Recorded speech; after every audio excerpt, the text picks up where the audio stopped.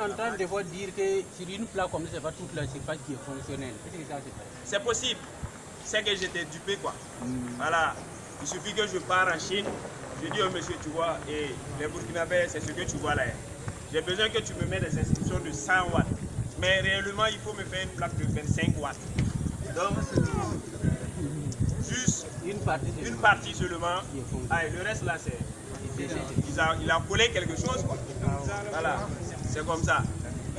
À chaque fois, il y a des contrefaçons. Bon, on va continuer.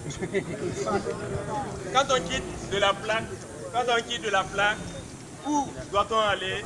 Comment appelle-t-on ceci? Comment appelle-t-on ceci?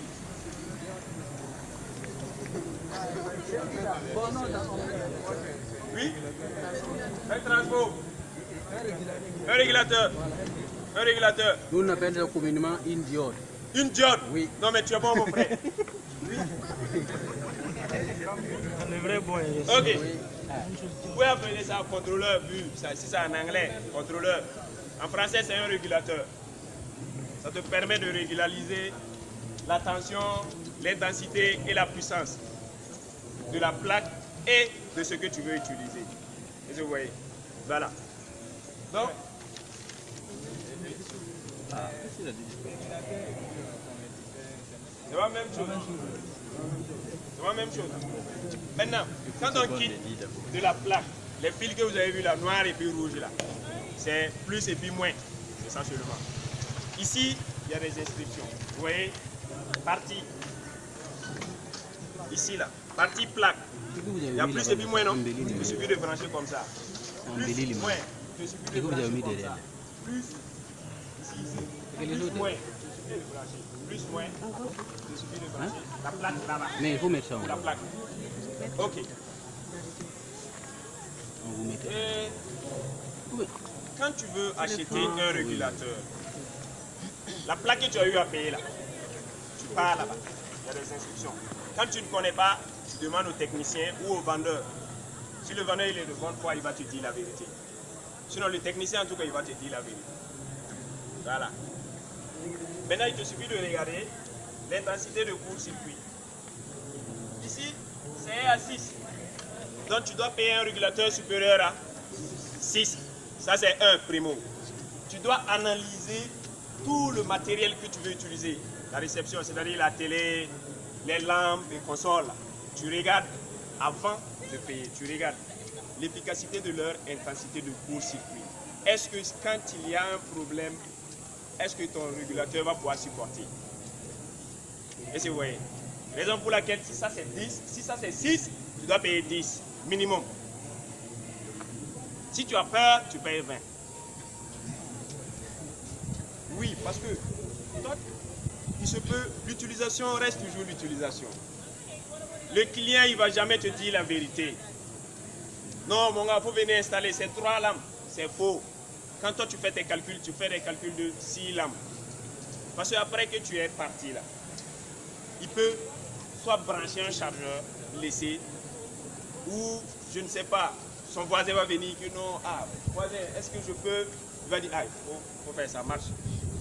En ce moment, qui est le faux? C'est le technicien, parce que lui, s'est basé sur quelque chose pour faire son travail. Voilà, donc là, c'est pas bon. Donc, en fonction de ça, vous regardez. Celui-ci, c'est un régulateur de 20 ampères. De préférence 20 ampères.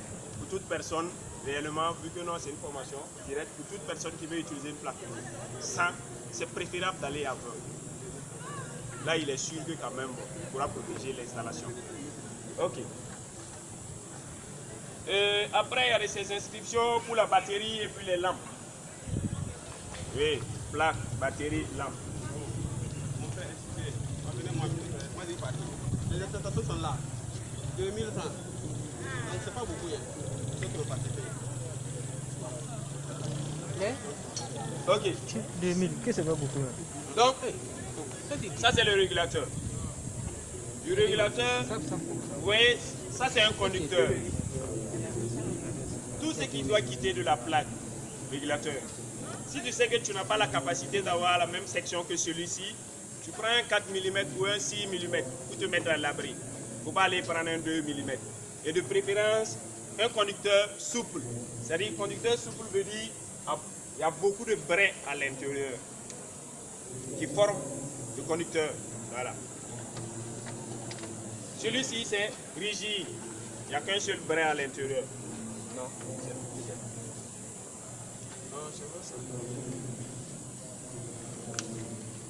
voilà, il y a rigide et puis souple. En solaire, c'est souple qu'on utilise, pas le rigide. Ok. En solaire, on peut utiliser le rigide quand tu veux utiliser un convertisseur. S'il y a lieu d'utiliser un convertisseur, tu utilises du rigide. S'il n'y a pas lieu, tu utilises du souple. Voilà. Autant de watts que tu voudras. Merci. Ok.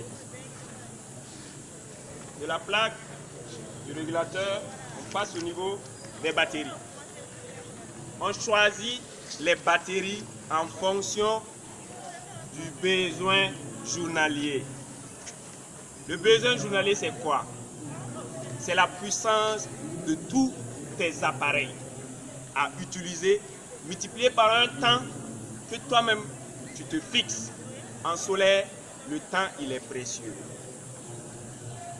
Tu veux une utilisation de 24 heures, tu te rassures d'avoir du matériel adéquat qui pourra atteindre les 24 heures. Il ne faut pas vouloir utiliser une batterie de, je ne sais pas, 40 ampères heure de 7 heures à 22 heures. Non, ça ne marche pas comme ça. Tu te fixes des objectifs à atteindre et tu fais l'installation. Donc, les batteries, il n'y a pas grand chose à dire. C'est qu'il y a des batteries pour véhicules, il y a des batteries pour moto et il y a des batteries pour solaire. Il faut toujours, quand tu veux utiliser le solaire, tu prends des batteries de solaire. Actuellement, c'est un bon prix sur le marché. Quand tu veux de très bonne qualité aussi, tu vas dépenser. Parce qu'un pauvre réellement ne doit pas utiliser. Mais il peut utiliser. Un pauvre, celui qui n'a rien, ne doit pas s'attarder à vouloir utiliser le solaire.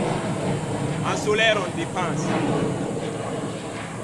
En solaire, on dépense. Il faut être franc avec le client. S'il insiste, tu installes. Dans le cas contraire, tu lui dis la vérité. Il va dépenser. S'il veut de bonne qualité, il va dépenser. Ok. Après, ceci, c'est un exemple de lampe. 12 volts. Si tu fais une installation de 24 volts, tu utilises une lampe de 12 volts. Ça, c'est grillé. Si tu fais une installation de moins de 12 volts, ça ne va pas s'allumer. Donc, on respecte tout. Tu veux évoluer en 12 volts, tu évolues en 12 volts. Supérieur à 12 volts, tu évolues comme ça. Tout ce que tu as à faire, c'est ça. Maintenant, les batteries qui sont sur le marché à bon prix dans nos quartiers sont généralement de 12 volts. Oui. Mais il y a des batteries de 2. Parce que le voltage au niveau des batteries commence de 2 en allant. Si tu pouvais rappeler après. Mais ce qui est sur le marché, c'est 12 volts. La plupart, c'est 12 volts. Donc, cette batterie est de 12 volts. Question? Question, mais c'est bon. Bon, c'est pas bon. Hein. Oui? Les batteries de énergie. Solaire. Il y a Victron. Ah, Victron. Victron. Oui, Victron. Nelson. Ah, c'est pas Mandela. Super K.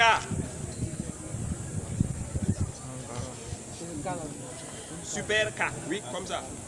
Bon, c'est beaucoup, hein. Vous allez chercher le reste là. K comme K.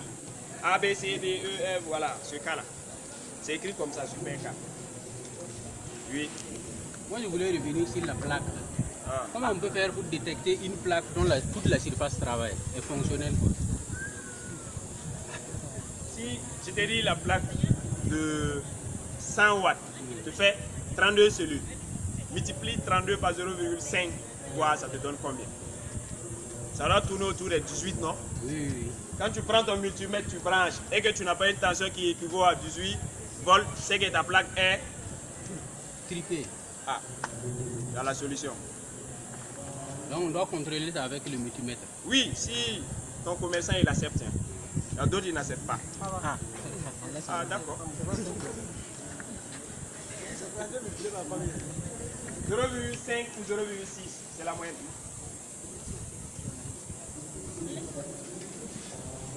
Avec ça.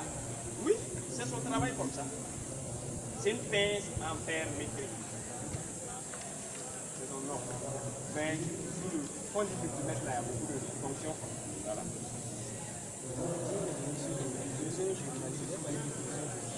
Le besoin journalier, tu veux savoir? Je veux savoir, par exemple, si on programme si l'installation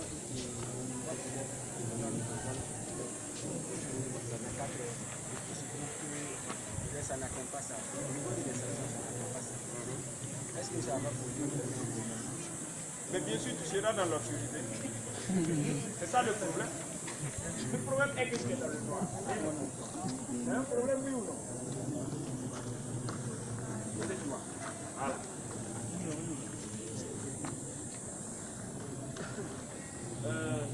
C'est bon? La théorie elle est finie comme ça.